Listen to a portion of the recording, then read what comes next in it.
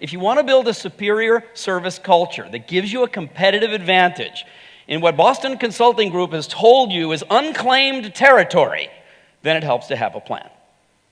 Even way back then, they were working with a plan.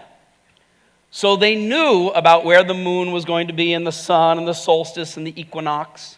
They knew about the harmonics, so that it would resonate when the human beings came in. I'm going to use the same model to show you the plan. And there are three key components. The first one, you. Without the leadership knowing where it's going and what its job is and how to move, how to guide, nothing's going to happen. At the base is this thing called actionable service education. I'll explain to you that today. And then in the middle is something very interesting. I call it these building blocks. And in fact, the Adecco Group is already doing the building blocks, but I'll show you how you can line them up so that you get more power from what it is that you're doing. Let's start with this thing at the base. What is the difference between education and training? Why didn't I say train the people? I'm using the word education instead. What is the difference between education and training? Please, turn to your partner. You have 30 seconds. What's your point of view?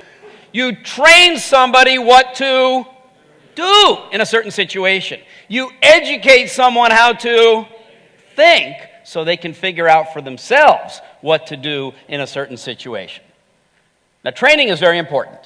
I have a colleague, a friend of mine, who's a former U.S. Marine. He's actually been in combat. And he said, Ron, I got to tell you, when the bullets are flying, you stop thinking.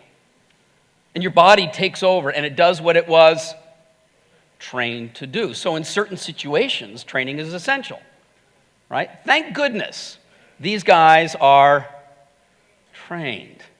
In fact, we put them in a simulator, don't we? And then we throw at them all kinds of tough situations so that if it ever happens, they would know what to do, which is why nobody died.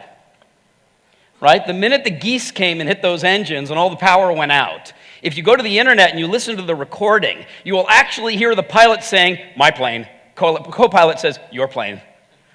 Pilot starts to bring it down. What's the co-pilot doing? He's going straight for the checklist to start to read off so they could do what they were trained to do in the simulator. When this guy goes in, I don't want him to think out of the box. But at work, we have a different situation. In the work world today, we need people to be coming up with new and better ideas on their own and make good decisions without escalating everything to you. So we need to bring people together and give them an opportunity to think about fundamental principles, in this case of service.